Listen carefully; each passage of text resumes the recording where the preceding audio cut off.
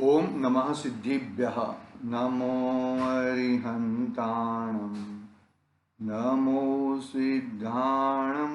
नमो वैर्याणं। नमो वज्रायाणं।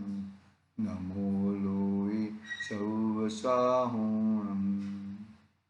मंगलम भगवान वीरो। मंगलम गौतमो गणी। मंगलम कुंद कुंदार्यो। जैन धर्मोस्तु मंगलम। सर्वमंगल्य मंगल्यम सर्वकल्याणकारकम प्रधानम सर्वधर्माणां जैनं जयतु शासनम्। जैनं जयतु शासनम्।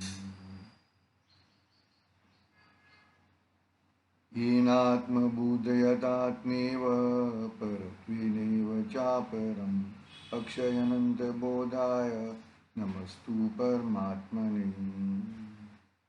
चेतिले चेतन चेत्या विना किम चालसु।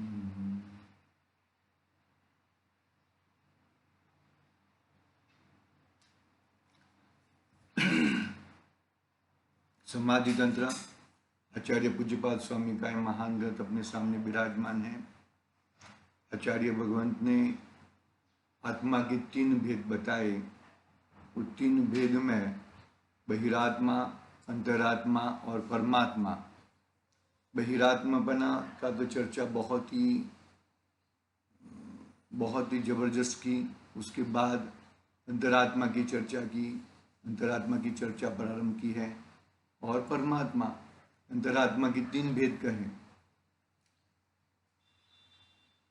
जगन्य, मध्यम और परमात्मा। जगन्य, अंतरात्मा, मध्यम अंतरात्मा और परमात्मा, ये तीन भेदों के माध्यम से आचार्य देव ने इतनी जबरदस्त बात कही कि जीव जब मानोगे जगन्य अंतरात्मा होता है और मध्यम अंतरात्मा होता है और उत्तम अंतरात्मा होता है, तो उसके उत्तरोत्तर इतनी शुद्धोपयोग, इतनी रिस्पॉन्सिबिलिटी और ज़्यादा बढ़ती जाती है। बहुत ही जबरदस्त उपयोग लगता है। उपयोगवान में स्थित होता है। उपयोग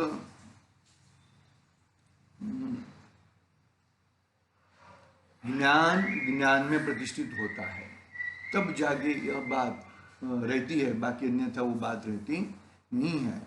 अपनी 37 नंबर की गाथा हमने प्रारंभ की थी, परसों की थी। आज वापस और बढ़ते हैं। भावार्थ पे आए थे, गाथा पढ़ेंगे। अविद्याभ्यास संस्कारे रवशं क्षिप्यते मना तदेव ज्ञान संस्कारे स्वतस्तत्त्वे वतिष्ठते। ओ संस्कार ज्ञानमयी निश्चय हो मन भ्रांत ज्ञान संस्कृत मन करे स्वयं तत्व विश्रांत।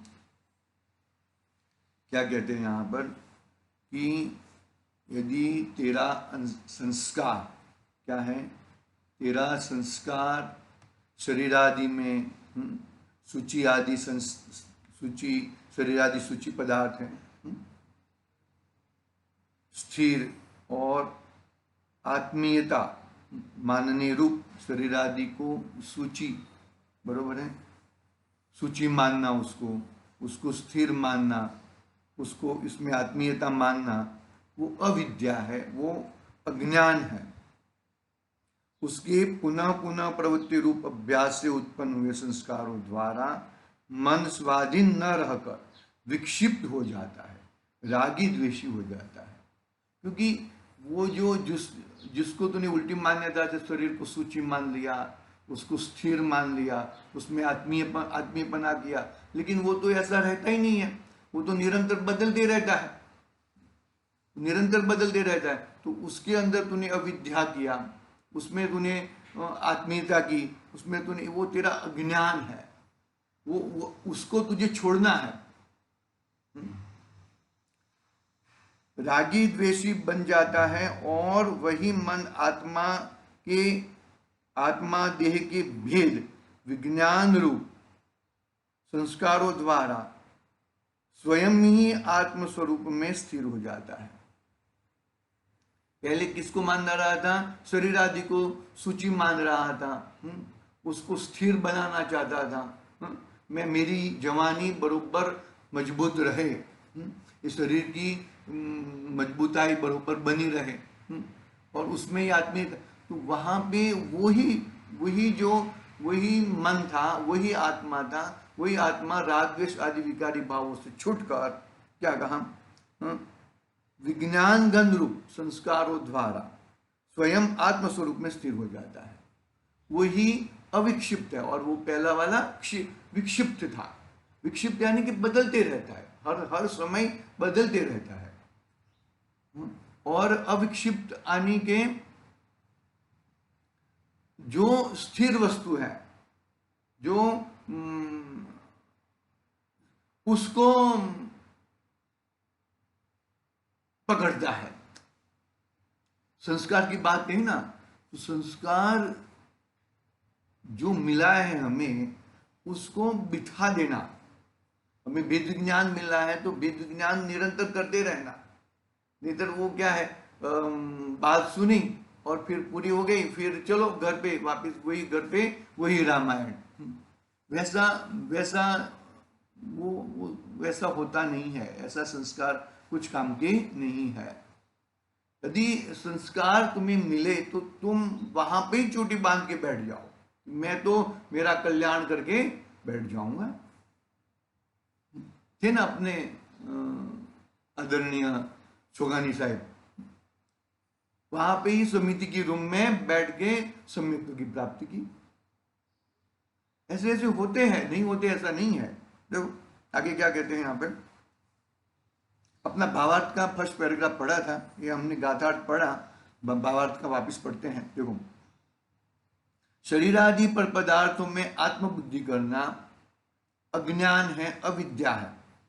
उसकी पुनः पुनः प्रवृत्ति रूप अभ्यास से उत्पन्न हुए संस्कारों से मन परवश होकर, पराधीन होकर रागी द्वेषी बन जाता है, विक्षिप्त होता है।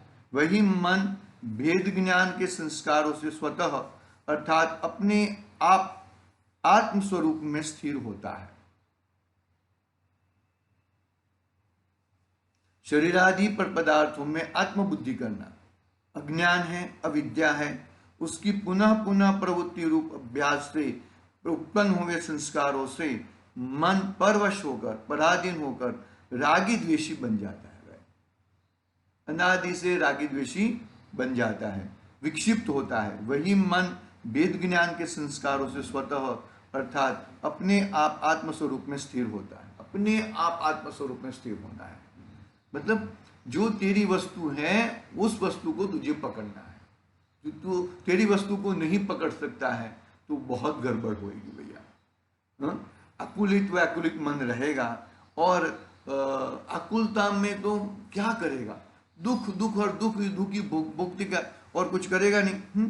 लोग क्या कहते हैं कि शरीर जड़ है, अपवित्र है, अस्थिर है और पर है। सॉरी, यहां तक अपनी बात हुई थी फर्स्ट पैराग्राफ कि अपने आप आत्म स्वरूप में स्थिर हो जाएगा वेद विज्ञान के माध्यम से, वेद विज्ञान के संस्कारों से स्वतः अर्थात अपने आप आत्म स्वरूप में स्थिर होता है। देखो फिर आगे यहां तक अपनी बात हुई दिक्कत, अभी आगे बढ़ते हैं। शरीर जड़ है, अपवित्र है, अस्थिर है और पर है। उसमें आत्मा की कल्पना करके उसको पवित्र, स्थिर अपना मानना तथा ज्ञान और राग को एक मानना अर्थात शुभ राग से लाभ जानना अविद्या है, अज्ञान है। क्या कहा? शरीर कैसा है? जड़ है, अपवित्र है, अस्थिर है और पर है। पर यानी कि उद्गल द्रव्य है, वो अपना जीव द्रव्य नहीं है, बराबर। उसमें आत्मकल्पना, अरे वही मैं हूं, वही मेरा स्वभाव है, वही मैं, तो इसमें आत्मकल्पना करके उसको पवित्र, स्थिर और अपना मानना तथा ज्ञान और राग राग को एक मानना। क्या कहा? शरीर कभी कभी स्थिर कैसे रह सकता है? वो तो उसके हिसाब से उसमें चेंज आते ही रहेगा। तो उसको तुमने अपना मान लिया, उसमें आत्मीयता करे, उसको स्थिर रखना चाहते हो, कैसे रहेगा? तो बूढ़ा होएगा ही, और बूढ़ा होके राम नाम सत्य भी हो जाएगा। राम नाम सत्य शरीर का होता है, आत्मा तो वैसा का वैसा है। तो वो आत्मीयता वहां पे आत्मा के साथ करना। तूने शरीर के साथ आत्मीयता किया है तो शरीर मर जाने से तू अपने आप को मर जाना मानता है, वो तेरी गड़बड़ है, बहुत बड़ी गड़बड़ है। ऐसी गड़बड़ को तुझे नहीं करनी चाहिए। देखो क्या कहते हैं, ज्ञान और राग को एक मानना, अर्थात शुभ राग से लाभ मानना अविद्या है, अज्ञान है। उस अज्ञानता को विपरीत मान्यता, उस अज्ञानता को विपरीत मान्यता और विपरीत ज्ञान को बारंबार अंदर घोटने से और तदानुसार आचरण करने से वासना रूप संस्कार उत्पन्न होते हैं। उन संस्कारों से मन अपने वश स्वाधीन नहीं वर्तता, अपितु परवश बनता है, अर्थात विषयों और इंद्रियों के अधीन होकर क्षुब्ध होता है, विक्षिप्त होता है। ऐसा राग द्वेष से आकुलित मन बाह्य विषयों में प्रवृत्ता है, ज्ञान स्वरूप में स्थिर नहीं होता। ज्ञान स्वरूप में बिल्कुल स्थिर नहीं होता। ज्ञान स्वरूप में स्थिर कैसे होना है कि वो ज्ञान, वो मेरा गुण है, मेरा आत्मा का गुण है। शरीर का गुण स्पर्श रस गंध वर्ण है, वो शरीर उसमें स्पर्श रस गंध वर्ण में ही होएगा। और ज्ञान, पकड़ना बात को, हाँ, ज्ञान मेरा गुण है, मेरा स्वरूप है, तो मैं मेरे स्वरूप के साथ रहूंगा तो ही मेरा परमानेंट बना रहेगा, बाकी परमानेंट बना नहीं रहेगा। देखो, ज्ञान स्वरूप में स्थिर नहीं होता। कहाँ पे कौन नहीं होता? अपना आत्म स्वभाव, अपने आत्मता पकड़ के ज्ञान स्वरूप में स्थिर नहीं होता। क्या कहाँ पे जाता है? बाह्य विषयों में, आकुलता में, राग द्वेष में। ये सब करने से उसकी बहुत ही क्या होता है, निरंतर 4 गतियों में, 84 लाख योनि में भटकना ही भटकना रहता है। उन संस्कारों से मन अपने वश स्वाधीन नहीं वर्तता, अपितु परवश बनता है, अर्थात विषयों और इंद्रियों के अधीन होकर क्षुब्ध होता है, विक्षिप्त होता है। ऐसा राग द्वेष से आकुलित मन बाह्य विषयों में ही प्रवृत्ता है, ज्ञान स्वरूप में स्थिर नहीं होता। ज्ञान के स्वरूप में स्थिर नहीं होता। वो बहुत ही क्या बोले उसको, बहुत ही गड़बड़ वाली बात है। अपनी चीज है, अपनी चीज में नहीं देखता और बाहर की चीजों में अपनापन करता है, वो उसको वो छोड़ना चाहिए, और वो छोड़ेगा तो ही अपना कल्याण होएगा, अन्यथा कल्याण नहीं होएगा। देखो, ये हुआ है ना, समय भी हो गया है। ऐसा राग द्वेष से आकुलित मन बाह्य विषय में ही प्रवृत्ता है, ज्ञान स्वरूप में स्थिर नहीं होता। ज्ञान को ज्ञान में जब प्रतिष्ठित होएगा तो ही तुम्हारा कल्याण होएगा। ज्ञान को बाहर में प्रतिष्ठित करोगे, ये मेरा है, ये तेरा है, ये इष्ट है, ये अनिष्ट है, ये शुभ है, अशुभ है, शुभ अशुभ दोनों, इष्ट अनिष्ट दोनों, पर द्रव्य ही है। कभी तेरा स्वद्रव्य हो सकता नहीं है, और परद्रव्य के आश्रय से तू अनंत दुख का धनी हो जाएगा, और अनंत दुख तेरे गड़बड़ में रहेंगे। आकुलित मन रहेगा, हर समय आकुलित मन रहेगा। उस आकुलता को हमें छोड़ना है, उस आकुलता को छोड़े और अपना ज्ञान स्वरूप सब में आए, ऐसी मंगलमय भावना से आज की बात यहाँ पे पूरी करते हैं। आज के लिए ओम नमः सिद्धेभ्यः।